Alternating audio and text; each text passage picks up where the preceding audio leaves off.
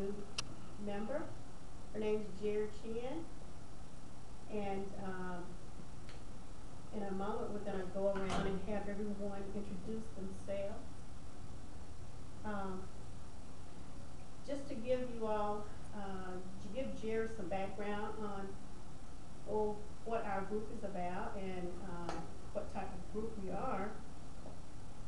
We are a group that comes together each week or bi-weekly to meet and discuss things or exchange information and discuss things that are going on in our lives right now and the stresses that we are going through in caring for our loved ones and patients that we care for with Alzheimer's.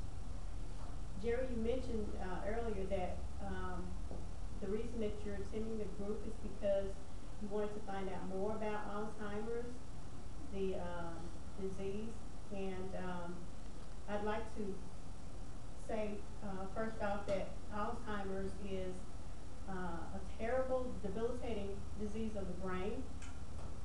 It affects the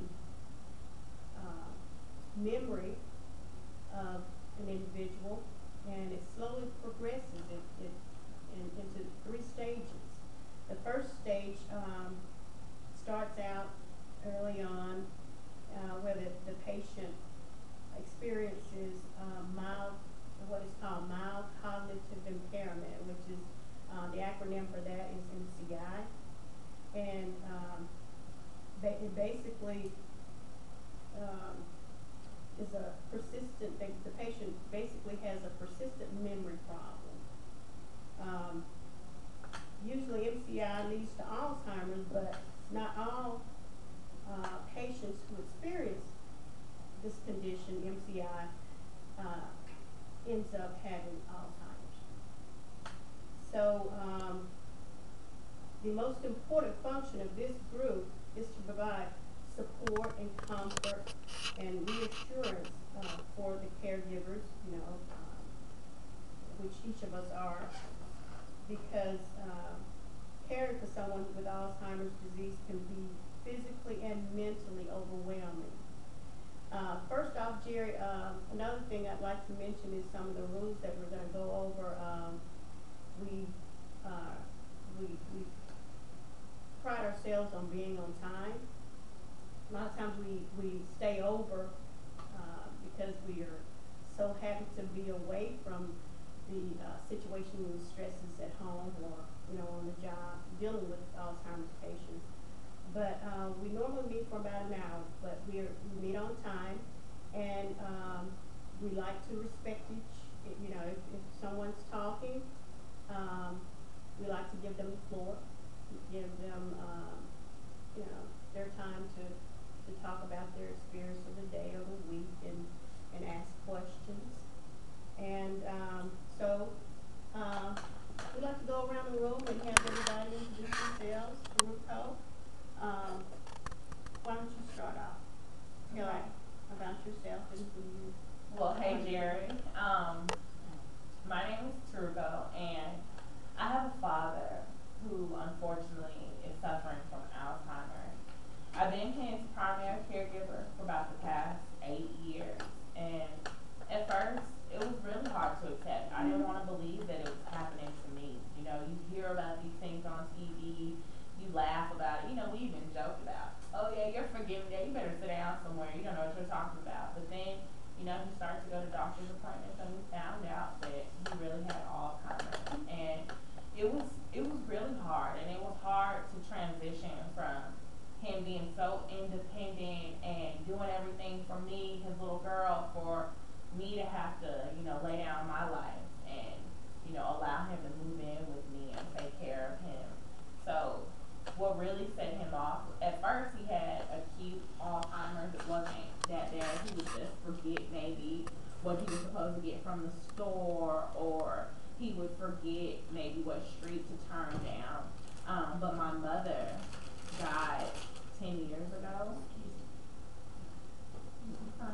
My mom died 10 years ago, and that's what really set him off. He went into a state of depression, and they were store owners, and they owned the store,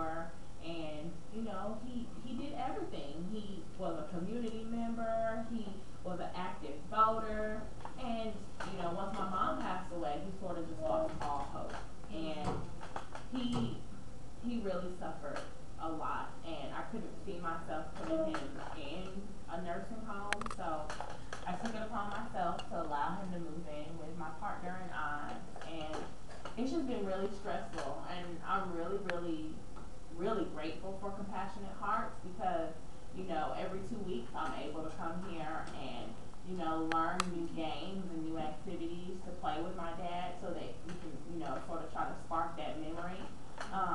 And it's just been a great support group, so that I'm able to talk with people who are going through the same thing as me because, I'm only 37 and a lot of friends my age are, going on cruises and taking trips to Costa Rica and, I can't leave for more than me going to work at a time unless I have somebody to watch my father. And it's been getting so severe that he doesn't even allow anyone else to be around him because he's so just suspicious of everybody. He doesn't want to talk to the neighbors. And we live in the same neighborhood, since I was born. So we've been in the neighborhood for about 50 years. My family has, and he used to go fishing and hunting with these people, and now he won't even speak to them. So it's very stressful. And like I said, it's a great support group, and we're happy to have you. And I hope that you gain just as much insight as I do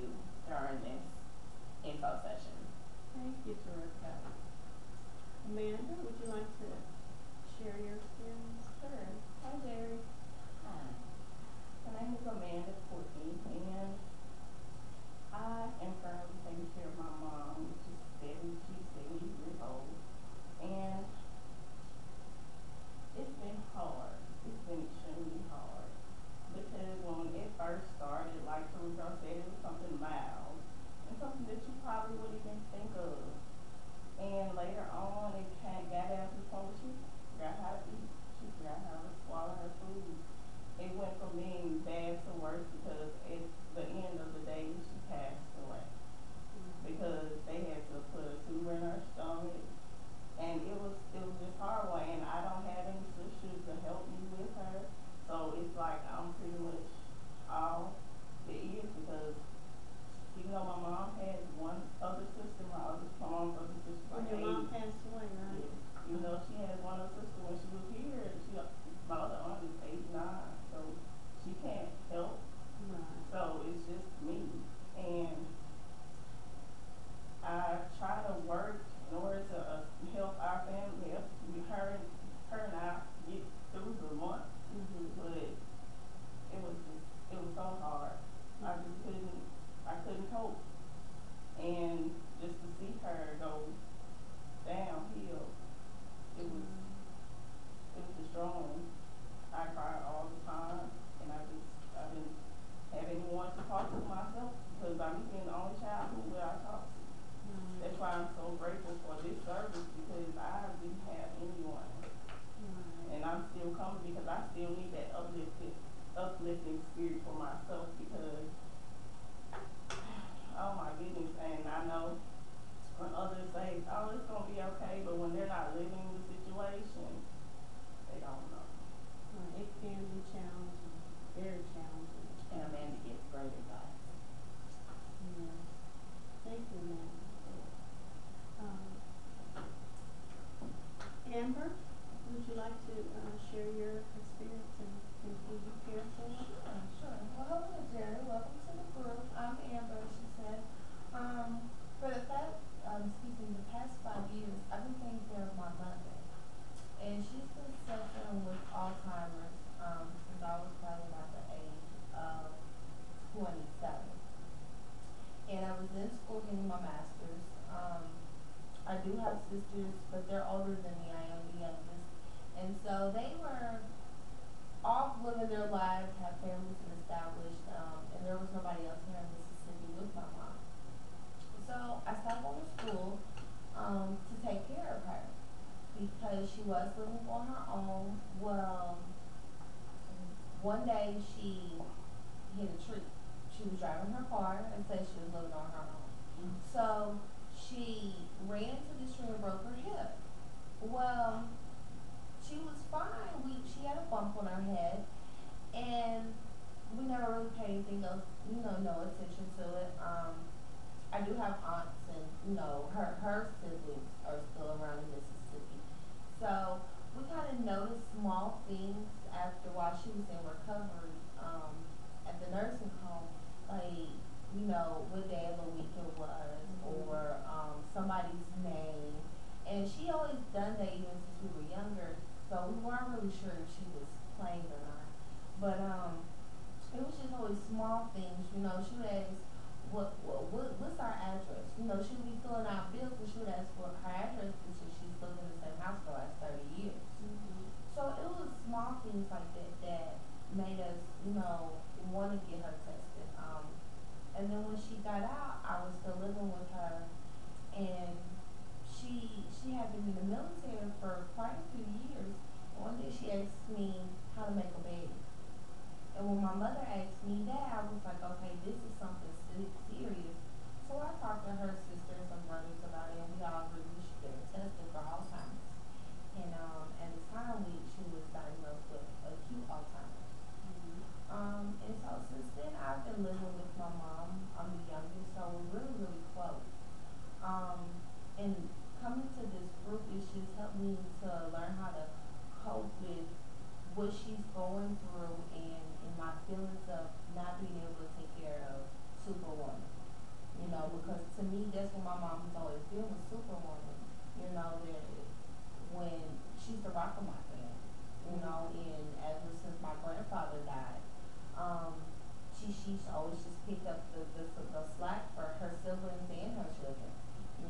So to see her go from being able to always be there with others to not being able to even bathe herself anymore is hard. And I try to do small things with her to keep things normal. Like we'll go out and go get our nails done, or we'll go to lunch. And I always try to find little things for her to do that makes her feel like she's still her. But coming to this group always gives me fresh ideas and kind of rejuvenates me to be able to go back home and prepare myself to be able to deal more with my mother in her onset of Alzheimer's. Right, that's very good. You're doing, for practicing a lot of stress relieving exercises to help you deal with the illness. Jared, so who do you care? Who are you a caregiver for? Well, I assist with my neighbor, but I've been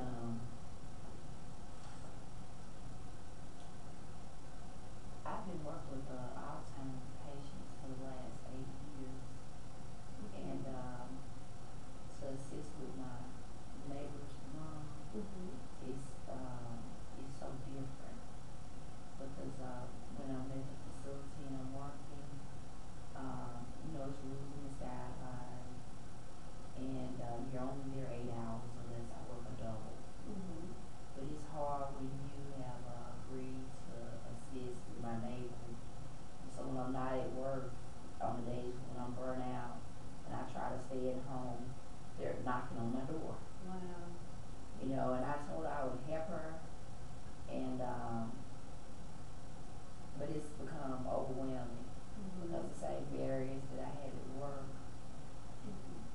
I don't have those with my neighbor, and her daughter is young, and I just don't want the young lady to go into a nursing home. Cause see, I work in a nursing home, and my neighbor's daughter is 21, so that's why I took the job on, because most 21-year-old who wants to take care of mother, 50, 60 some years old with Alzheimer's.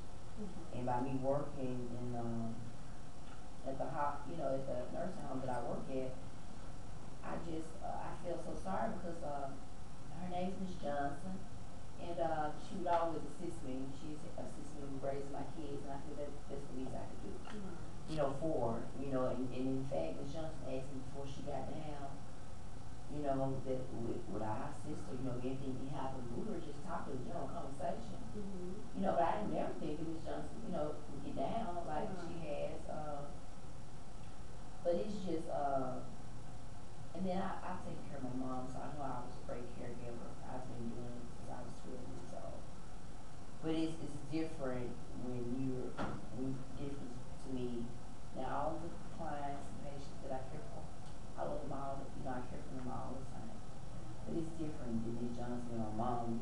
go the extra mile that I need to go to.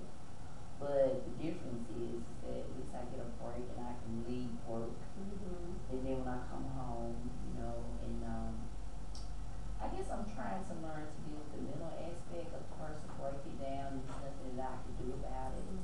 And that's the most difficult part to me, and it's overwhelming, to see them in front of me breaking down and me not able to be able to assist them. And then I need better coping, I need better coping mechanisms in dealing with it, other than taking a day off and really not getting a day off because my neighbor's knocking on the door. But I was sharing with one of my church members, and they referred me to your group. Well, thank you so And much for attending. so that's mainly what I'm trying to learn. To not let it be a burden and a stressor for me in other avenues, so I guess I'm very long winded. So with that being said, I guess at first when you said an hour, I was like, oh, not an hour.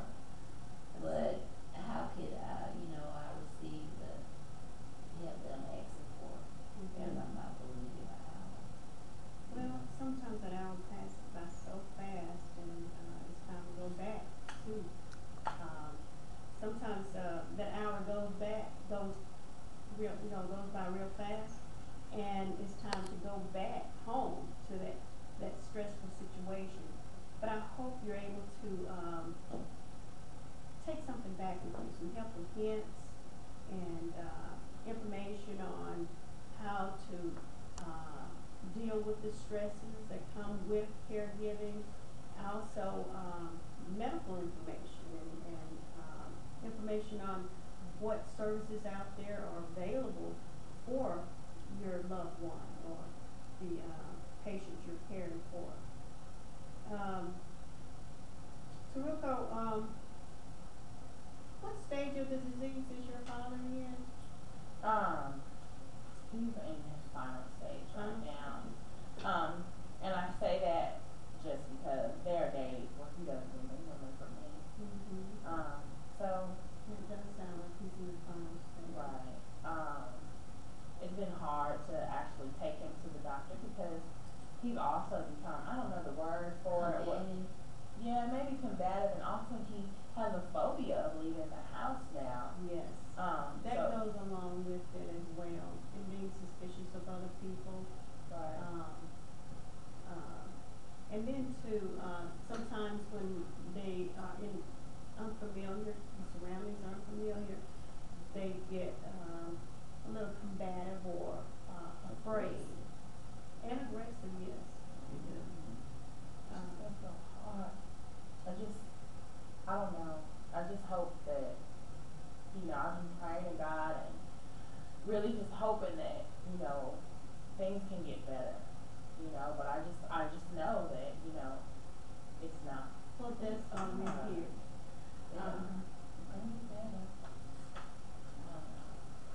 Well, moving on, some of the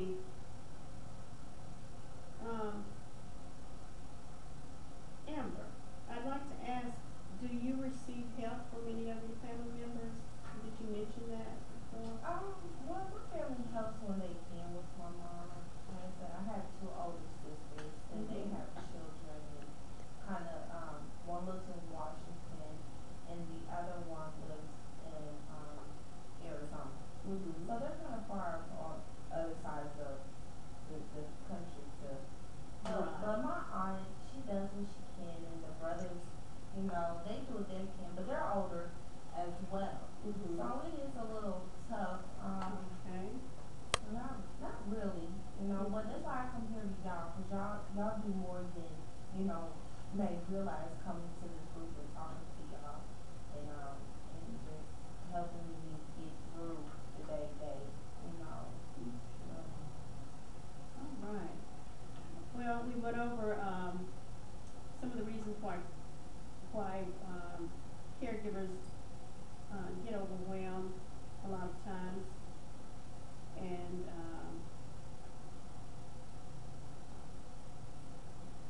I have together a pamphlet, and, you have that in your packet as well, on some of the activities that you can do in order to relieve some of that stress.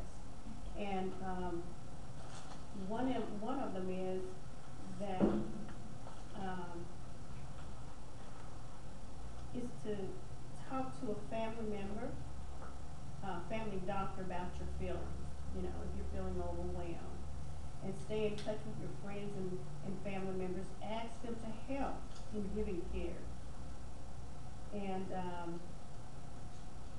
look for help in your community as well. And you may want to start with by calling the Alzheimer's Disease Association. And that number is there in the pamphlet that you can refer to. Some additional tips is to know what resources out there that are available. Educate yourself. Get help from support groups like our group. I enjoy coming here because it gives me, it allows me time away. I can get away for a while and be around people that are going through the same thing that I'm going through, and accept the changes as they occur. And be realistic. Neither you or your loved one can control many of the circumstances and behaviors that occur. So, in Taruko's case, for future, reference, give yourself time, and Amanda, it's what I'm trying to say, I'm sorry. Give yourself time to breathe, some things are out of our control. And don't feel guilty about the situation because you did do all that you could do. You provided, that care and that comfort for your mother while she was here. But anyway, we're going to take this pamphlet with you, and next week we're going to talk about some of the stress relievers. Try them at home, and come back next week. When you come back, you can let us know if some of those stress relievers helped in any way. Okay? Thank you for coming. And if no one else has, Well, I have a question. okay, you have a question? Yes, I just wanted to know, I know we talked about stress relievers, and I know Jerry's new to the group. I just thought maybe it would be good if we went around and maybe said some of the things that we did. I know, like I said, Amanda has great advice. And I just want to let you know, Jerry, that I know Miss Linda gave us some information about games that we can play, like with simple Uno cards, or you can get cards with different pictures on it and just, stimulate their brain some. So I just wanted to share that with you because, I'm glad you brought that up. Activities to stimulate their memory, right. thinking, and cognition. That's very good, Ruka. What else? Other things, I know before it got really bad for my dad, we did a lot of walking. And we would just point to things and, try to work on his brain that way. You don't have to find games. You can just point and say, well, what color is this? What is this? Do you remember what you did here? And, also sometimes, you watch movies like The Notebook or 51st Dates. And those were some of the great movies. And I What think about gardening or, We try to eat. really? We have a small little garden in our backyard, and we'll get out there and just get in there and plant and check on it. And Flowers, vegetables? yes, we have we're country girls, so we have a lot of vegetables, and she gets in there and she does really well with working with the earth and digging. We don't too much do the hoe anymore. More the smaller shovels will get down there. But it's just really, it's more so a way just for us to spend time with each other and just absolutely right or not. You know, and it makes her feel like she's a value still. You know, and small things like that help a lot. One other thing, I know I thought about 50 First Dates and Notebook. I'm just thinking about all the great movies I watched growing up. There's a movie down in the Delta. I don't know if you've seen it, but I know the grandmother faces Alzheimer's and she loves TV, and I know my father loves TV too. So that may be a way to, have a movie night. Maybe your neighbor can come knock on the door and you can have her and your dad or your mom or anybody who's facing Alzheimer's. We can actually maybe one day bring them here and show a movie if it works for everybody. Yeah, and what would be great? I know writing stimulates. They can write down in a journal what they remember from the movie right away. And every day have them reread their journal. Like, hey, this is your writing. What did you do yesterday? And what do you want to do today? Let's write it down in the journal so you won't forget. Just doing activities so that they can, remember. So, like I said, it's been real hard, but without this group, I don't know if I would have made it. And, that's why I wanted to share those things with you so that you can feel the same way, because it feels like a burden on your shoulder, but sometimes we just have to remember that, like what she said, we can't control what goes on in our lives, but we can control how we react to them. Thank you. Well, I thank y'all so much. I can't hear you. I've just been sitting down, jotting down so many notes, because there's so much knowledge, that y'all have shared with me, and I really thought I just knew it all. I'm not saying it like I just really knew it all. Because I've really not had a person to, but now I'm able to see how you all feel now with this, your own family members. Composed to me working at the facility, going home 8 hours and just assisting with a neighbor.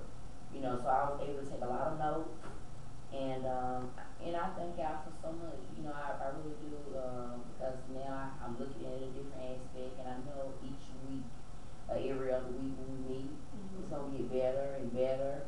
But now I will share this with each one of you all that I have learned over the years of working with clients. Is that it's always hope at the end of the rainbow. And he's never gonna put too much on us that we can bear. It's just coming to make it balance, to make things balance. And so, I'm hoping that you all will help me get to that balance point in my life. But it is hope, and it is things available to make, and resources